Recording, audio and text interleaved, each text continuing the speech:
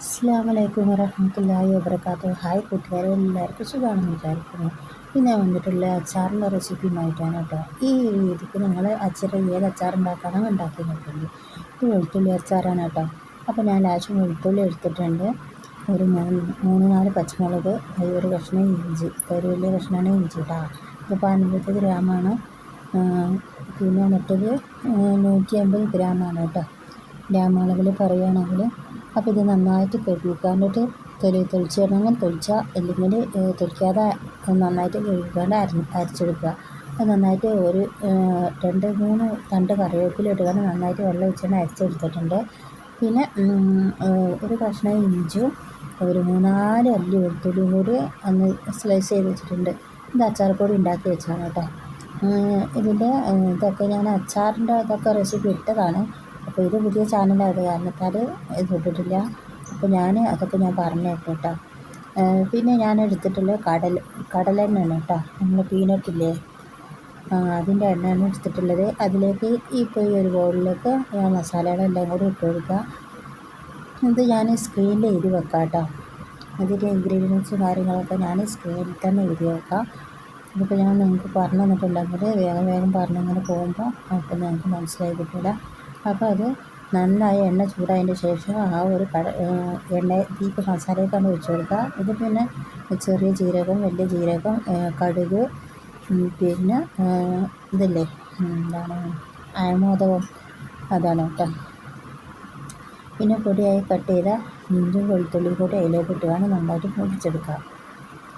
ഈ രീതിക്കൊന്ന് ആക്കി കൊടുക്കുമ്പോൾ നല്ല ടേസ്റ്റാണ് കേട്ടോ. കറിവേപ്പിലൊക്കെ നമ്മൾ ഇതിലിട്ടിട്ടുണ്ടെങ്കിൽ അതങ്ങനെ എടുത്തുകൊണ്ട് ഒഴിവാക്കണ്ടേ. അപ്പോൾ അതിനേക്കാളും നല്ലത് എല്ലാം ഇതിലിട്ടുകൊണ്ട് അരച്ച് കണ്ടിട്ട് ഇതുപോലെ കഴിക്കുന്നതാണ്. നല്ല ടേസ്റ്റാണ് കേട്ടോ കഴിക്കാനായിട്ട്.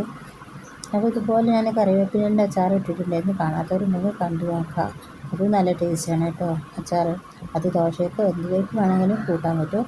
പിന്നെ ഇതിലേക്ക് ഈ ഒരു പാത്രത്തിലേക്ക് തന്നെ ഞാൻ ഒരു 1/2 കപ്പ് എസൻസാണ് ഒഴിച്ച് കൊടുത്തിട്ടുള്ളത് കേട്ടോ. എസൻസ് ഒഴിച്ചിക്കാണ്ട് നന്നായിട്ട് മിക്സ് ചെയ്തിക്കാണ്ടിട്ട് ആ ഒരു മസാലയും കൂടി ഇതിലേക്ക് പോന്നോട്ട് വിചാരിച്ചിട്ടാണ് കേട്ടോ അങ്ങനെ ചെയ്തെടുത്തത്. അപ്പോൾ ഈ ഒരു പാത്രത്തിലേക്ക് തന്നെ ഒഴിച്ച് കണ്ടിട്ട് ഞാൻ ഇതിൽ തന്നെ ചുരട്ടിക്കാണ്ട് ഇതിൽ തന്നെ ഒഴിച്ച് കൊടുത്തിട്ടുണ്ട് കേട്ടോ. അത് ഞാൻ ഇപ്പോൾ ഒഴിച്ച വെള്ളമല്ല കേട്ടോ, ഇതാണ്. പിന്നെ ഇതിൽ ഉപ്പൊക്കെ ഉണ്ടാകുന്ന നോക്കാം. അപ്പോൾ ഉപ്പ് കുറവാണ്. അപ്പോൾ ഉപ്പ് ഇട്ട് കൊടുക്കുക, പഞ്ചസാരയും ചേർത്ത് കൊടുക്കുക. നിങ്ങളുടെ കയ്യിൽ ശർക്കര ഉണ്ടെന്നുണ്ടെങ്കിൽ ശർക്കര ചേർത്ത് കൊടുക്കുക. ചെറിയ ഫ്ലെയിമിൽ ഇട്ടിട്ട് വേണം കേട്ടോ ഇതൊക്കെ കുക്ക് ചെയ്തെടുക്കാൻ. അപ്പോൾ ഞാൻ ഇതിലേക്ക് ലേശം ഉപ്പും ഇച്ചിരി പഞ്ചസാരയൊക്കെ ചേർത്ത് കൊടുത്തിട്ടുണ്ട്. അപ്പോൾ ഇത് നന്നായിട്ട് ഇളക്കി കൊടുക്കുക. നല്ല ടേസ്റ്റാണ്. അപ്പോൾ ഉണ്ടാക്കി നോക്കാത്തവരൊക്കെ ഒന്ന് ഉണ്ടാക്കി നോക്കട്ടോ. എൻ്റെ ചാനലിലെ വീഡിയോസ് നിങ്ങൾക്ക് ഉപകാരമായെന്ന് തോന്നുന്നുണ്ടെങ്കിൽ മറ്റുള്ളവർക്ക് എത്തിക്കാനും മറക്കരുത്. എൻ്റെ ചാനലിലുള്ള നിങ്ങൾക്ക് ഇഷ്ടമായിക്കണമെങ്കിൽ ലൈക്ക് ചെയ്യാനും മറക്കരുത്. അപ്പോൾ ചെറിയ ഫ്ലെയിം ആക്കേണ്ടിട്ട് ഞാൻ ഇതിൻ്റെ പണികളൊക്കെ എടുക്കാനായിട്ട് പോയി. ഇപ്പോൾ പാത്രങ്ങൾ ഇതൊക്കെ ഉണ്ടായിരുന്നു.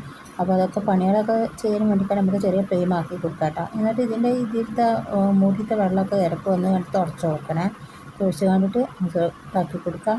എന്നിട്ട് ആ അടുപ്പ് വെച്ച് കണ്ടിട്ട് ഇതാക്കി കൊടുത്താൽ മതി. എണ്ണ ഇങ്ങനെ ഊറിക്കൊണ്ട് നിൽക്കുന്ന സമയത്ത് നിങ്ങൾ ഫ്ലെയിം ഓഫ് ആക്കേണ്ടി കേട്ടോ. ഫ്ലെയിം ഓഫ് ആക്കേണ്ടിയിട്ട് പിന്നെ അത് നമുക്ക് കുപ്പിയിലേക്ക് ആക്കാനുള്ളതാണ്. ഏത് പാത്രത്തിലാണോ നിങ്ങൾ ആക്കുന്നത് ആ പാത്രത്തിലേക്ക് ആക്കി കൊടുത്താൽ മതി കേട്ടോ. പിന്നെ മൂടി വെക്കേണ്ട ആവശ്യമില്ല കേട്ടോ. പിന്നെ നമ്മൾ കുക്ക് ചെയ്യുന്ന സമയത്ത് പിന്നെ നന്നായിട്ട് എണ്ണ അങ്ങനെ തെളിഞ്ഞിങ്ങനെ വരും. ഇതിലിങ്ങനെ വെള്ളത്തിൽ ചേർത്തല്ലേ, അപ്പോൾ വെള്ളം കൈമൊക്കെ തെറിക്കുന്നുണ്ടാകുന്ന നോക്കുക. ആ തെറിപ്പിനതൊക്കെ ഒഴിവാക്കിയിട്ട് വേണം നിങ്ങൾ അച്ചാർ ചെയ്തെടുക്കാൻ. വെള്ളം ചേർക്കാതെ നിങ്ങൾ എസൻസിലാക്കുകയാണെന്നുണ്ടെങ്കിൽ പിന്നെ അതിൻ്റെ വെള്ളത്തിൻ്റെ ആവശ്യമൊന്നും ഉണ്ടാവില്ല കേട്ടോ. അപ്പോൾ ഇതിങ്ങനെ മേലെ ഇങ്ങനെ ഊറിക്കൊണ്ട് വെക്കും, എണ്ണ അങ്ങനെ ഊറിക്കൊണ്ട് വെക്കും. അപ്പോൾ അതൊക്കെ നന്നായിട്ട് മിക്സ് ചെയ്ത് കണ്ടിട്ട് ഇങ്ങനെ നന്നായിട്ട് വെയിലത്ത് വെച്ച് ഉണക്കിയ ബോട്ടിലാണ് അതിലേക്ക് ആക്കിയാണ്ടിട്ട് ഇതിൻ്റെ ആവി ഫുള്ളായിട്ട് പോയിട്ടില്ല. അപ്പോൾ ഇത് നന്നായിട്ട് ഫുള്ള് പോയതിന് ശേഷം മാത്രം നിങ്ങളിത് അടച്ച് വെച്ചാൽ മതി. കുപ്പിയിലേക്ക് ആക്കിയെന്ന് വെച്ചിട്ട് കുഴപ്പമില്ല. കുപ്പിയിലേക്ക് ആക്കുന്ന സമയത്ത് അത് ഇങ്ങനെ ഏറി പോകുന്നത് ആവി പോയതിൻ്റെ ശേഷം മാത്രം ആക്കാൻ. ആ ഒരു ബോട്ടിൽ ഇത് മുളകച്ചാറിൻ്റെ പാത്രമാണ്. അപ്പോൾ ഞാൻ ഏതായാലും പാത്രം ഇത് പ്ലാസ്റ്റിക്കിൻ്റെ പാത്രം ഏത് 2 പാത്രത്തിലാക്കും. ഏത് പാത്രത്തിൽ വേണമെങ്കിലും ആക്കാം കേട്ടോ. പിന്നെ പ്ലാസ്റ്റിക്കിൻ്റെ പാത്രത്തിലാക്കുമ്പോൾ നിങ്ങൾ ചൂടോട് കൂടി ആക്കരുത്. ഇതിപ്പോൾ നേരം ചൂടുണ്ട്, പക്ഷേ അതിപ്പോൾ മൂടണ്ട, അടിയിൽ വെച്ച് ആവിയൊക്കെ നിൽക്കും. പക്ഷേ അല്ലാത്ത പിന്നെ വരാം.